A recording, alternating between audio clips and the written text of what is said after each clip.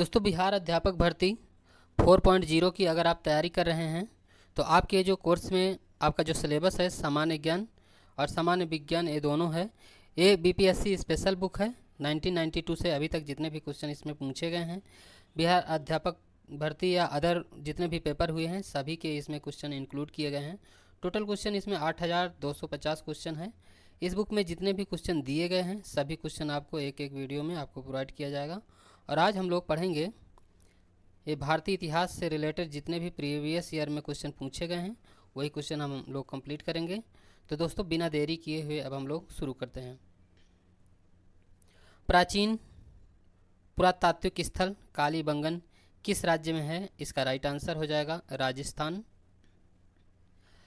प्रथम मानव जीवाश्म भारत की किस नदी घाटी से प्राप्त हुआ था? इसका राइट आंसर हो जाएगा नर्मदा घाटी। भारत की प्राचीनतम संस्कृति कौन सी है? तो इसका राइट आंसर हो जाएगा पुरा पाषाणिक संस्कृति। भारत में विश्वविख्यात शैल चित्रकला स्थल कहाँ स्थित है? तो इसका राइट आंसर हो जाएगा भीमबेटका में। Question number 5। हाँ, इससे कुछ इंपॉर्टेंट फैक्ट है उसे जान लेते हैं। तो यह भारत के मध्य प्रदेश के रायसेन जिले में स्थित है। भारतीय पुरातत्व सर्वेक्षण भोपाल मंडल ने अगस्त 1990 में राष्ट्रीय महत्व का स्थल घोषित किया। इसके बाद जुलाई 2003 में यूनेस्को ने इसे विश्व धरोहर स्थल में घोषित किया। इसे प्रथम मनके के निर्माण का स्थल प्राप्त होते हैं। तो इसका राइट आंसर हो जाएगा पाटने से।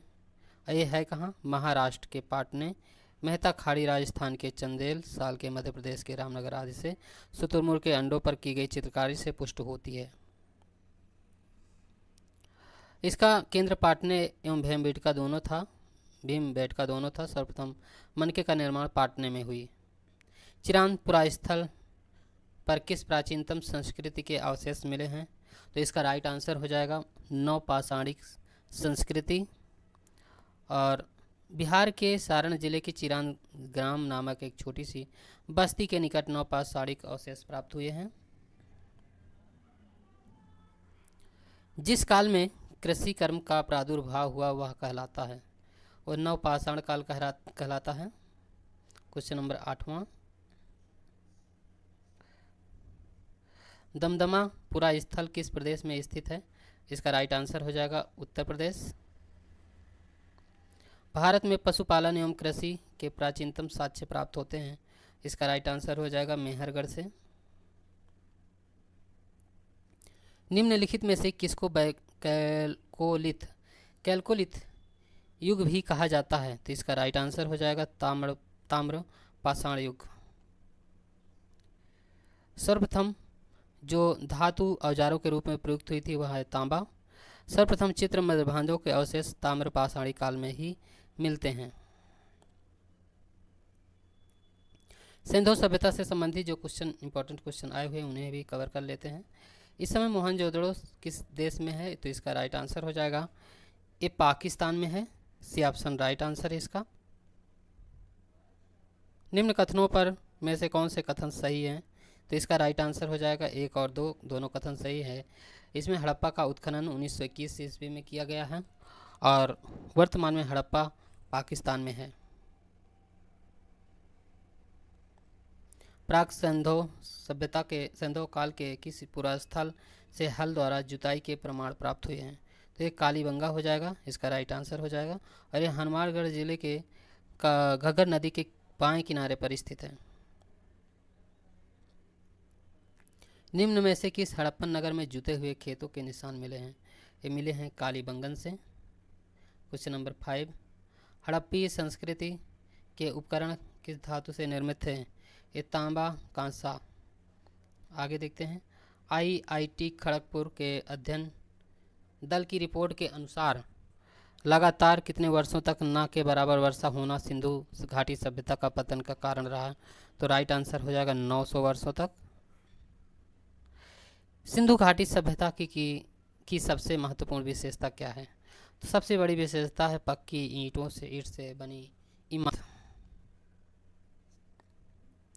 सिंधु घाटी सभ्यता की प्रकृति कैसी थी? तो इसकी प्रकृति थी नगरी। राइट आंसर हो जाएगा ए ऑप्शन इसका।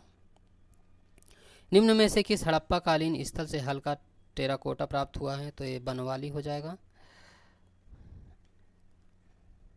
यहाँ से मिट्टी के बर्तन, गोलियां, मनके, तांबे, वाड़ाग्र, हल्की आकृति के खिलौने आदि भी मिले हैं। निम्नलिखित में से कौन हड़प्पा और मोहनजोदड़ो के उत्खनन से संबंधित नहीं थे? इसका राइट आंसर हो जाएगा बी ए स्मिथ। निम्नलिखित में से कौन से सा एक हड़प्पा का बंदरगाह है? ये लोथल हो जाएगा। यहाँ से और मिली हुई वस्तुएं हैं। नाव के आकार की 2 मोहरें, बंदरगाह, लकड़ी का अन्नागार और बैल, कुत्ता, खरगोश, चिड़िया, तांबे की मूर्तियाँ, मोहरें, युगल, सावधान, प्राप्ति जिसे सिर पूर्व में तथा पैर पश्चिम में है और करवट लेते हुए लेटे हैं, मनके बनाने वाले शिल्पियों की दुकानें, उत्तरावस्था की एक अग्निवेदी और अन्न पीसने की चक्की। सिंधु सभ्यता से संबंधित पुरातात्विक स्थल लोथल किस नदी के निकट स्थित है? इसका राइट आंसर हो जाएगा भोगवा नदी।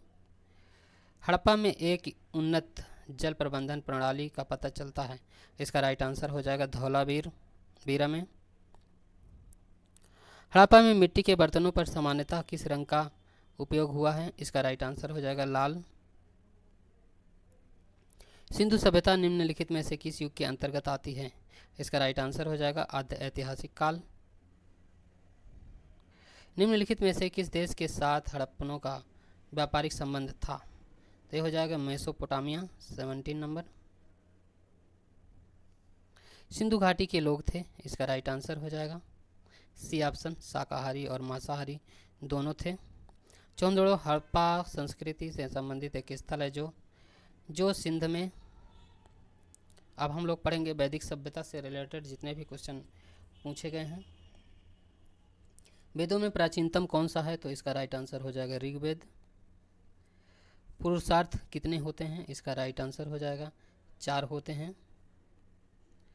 प्राचीनतम सा है, इसका राइट आंसर हो जाएगा ऋग्वेद है इसका।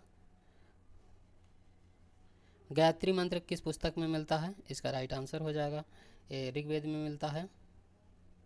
ऋग्वेद में यज्ञ हेतु कितने प्रकार की पुरोहितों का वर्णन किया गया है मिलता है? तो 7 प्रकार के पुरोहितों का वर्णन मिलता है। ये 7 इस तरह से हैं: अध्वर्यु, होता, ब्रह्मा, अग्नि, निध, पोता और नेटा और प्रशस्ता। वेद कितने प्रकार के होते हैं? तो वेद 4 प्रकार के होते हैं। त्रयी का अभिप्राय क्या होता है? इसका राइट आंसर हो जाएगा 3 वेद। निम्नलिखित में से कौन सी नदी सप्त सिंधु में समाविष्ट नहीं थी? इसका राइट आंसर हो जाएगा साबरमती। Question number 9। प्रसिद्ध 10 राजाओं का युद्ध किस नदी के तट पर हुआ था? तो ये परुष्णी नदी के तट पर हुआ था। ऋग्वेद संहिता का 9वां मंडल पूर्णतः किसको समर्पित है? तो ये समर्पित है सोम और इस पेपर नामांकित देवता। Question number 11वां। बोगज कोई का महत्वपूर्ण इसलिए है क्योंकि वहाँ जो अभिलेख प्राप्त हुए हैं उनमें वैदिक देवी एवं देवताओं का वर्णन मिलता है। किस काल में अछूत की अवधारणा स्पष्ट रूप से उद्धृत हुई? तो धर्मशास्त्रों के समय में हुई है। निम्नलिखित में से एक वेद धार्मिक अनुष्ठान संबंधित है? तो यह है यजुर्वेद। निम्नलिखित में से कौन वैदिक देवता नहीं था? तो इसमें कार्तिकेय नहीं था। महापुराणों की संख्या कितनी मानी जाती है? इसका राइट आंसर हो जाएगा 18।